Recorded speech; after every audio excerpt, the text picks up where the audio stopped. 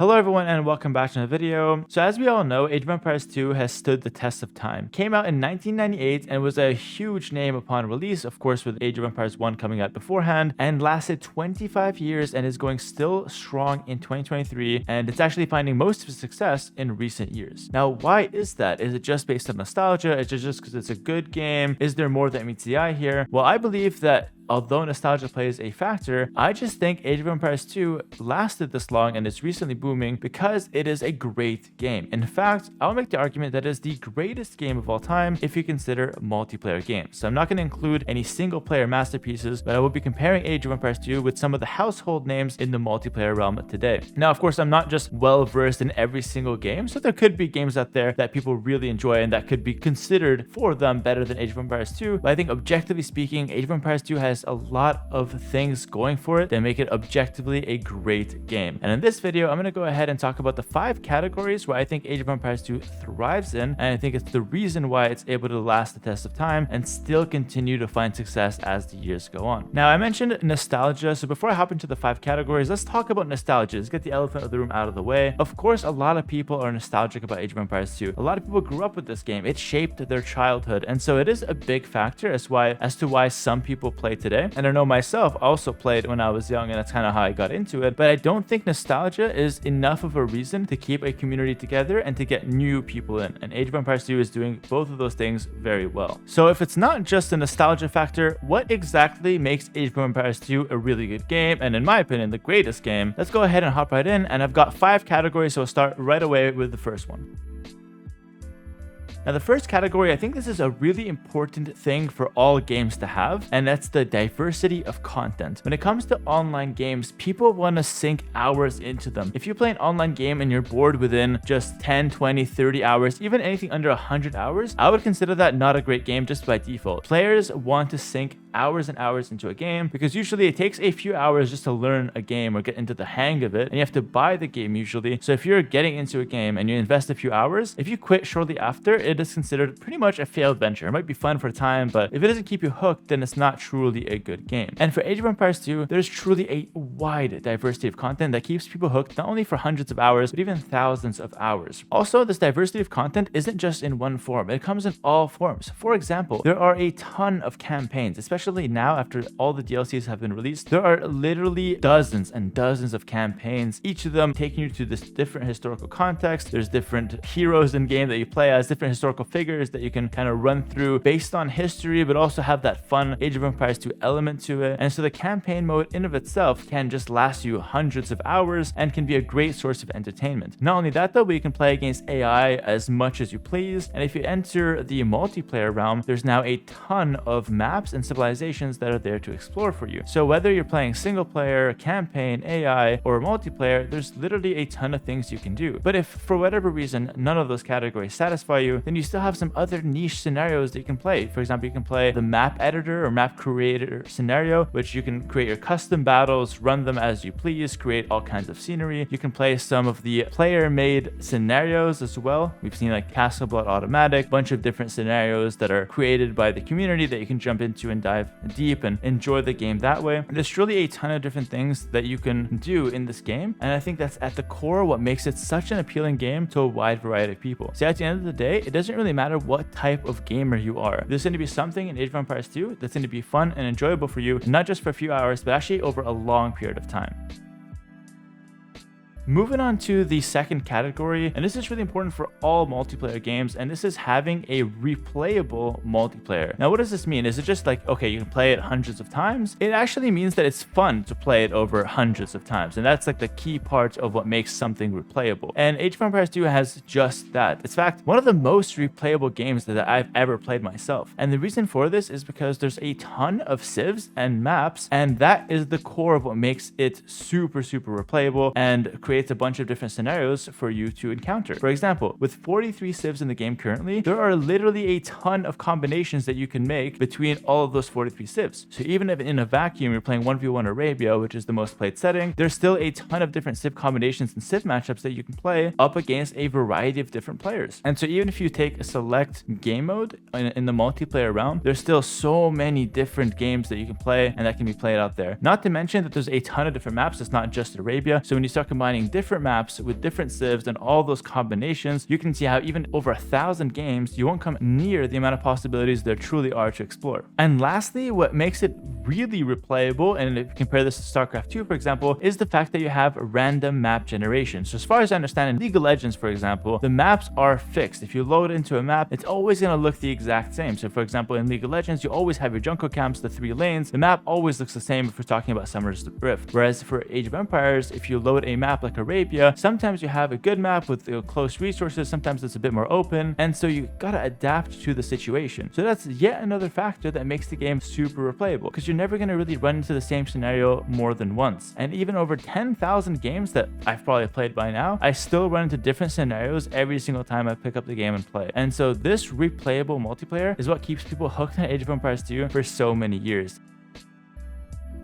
All right, moving on to category number 3, and this is, I think, what makes AoE2 still survive after so many years, is the fact that it's fun when you're playing alone or with friends. I think this is a very needed point for any multiplayer game, because the truth is, and this is gonna hurt, not everyone has friends that they can play games with. It's just the reality out there. Some of us have friends, some of us can meet people and play games together, but some of us, although we might have friends in the real life, those friends just might not be into gaming, might not be into the games we play. And so it's really important to have a game that you can play alone as well, and that you can enjoy playing alone. And Age of Empires 2 yet again does this beautifully. You can play multiplayer by yourself in 1v1s and have a ton of fun. You could even join Discord servers and connect with different people and still play one-on-one and be completely fine. It's in fact one of the best game modes that we have. However, if you have a lot of friends and you want to play with your friends, you don't have to play 1v1s only with them. You can actually play team games, so 2v2, 3v3, and 4v4. And once again, if you combine all the different variables, civs, maps, etc. that I talked about in the previous points, now if you put in this new variable where it's either 1v1, 2v2, 3v3, or 4v4, you can see how it just opens up another gate of possibilities for you to enjoy. And I'm not sure if there's any other game out there that is as much fun to play alone or with friends like Age of Empires 2. It's perfectly balanced around 1v1s and team games alike. It feels like there's just so much to do and so many different game modes to play that it never gets boring. And especially if you've got a different group of friends every single time, or a different group of people that you play with, some of them might be into a certain type of map, others might be into another type of map, and as you can play different things with different friends. And as you can see, once you build a small community around Age of Empires 2, the possibilities are endless as far as what you can play and what you can do on a given gaming night. And I think that Age of Empires 2 has this balance perfectly down when it comes to being really fun to play by yourself and really fun to play when you have friends around as well. Keep in mind that the idea of playing with friends can also be taken into consideration when talking about the campaign. You can play the campaign and have your friend also play the campaign on his own, and you can exchange ideas and try to beat the different missions together. So once again, regardless of what kind of player you are, there's something in the game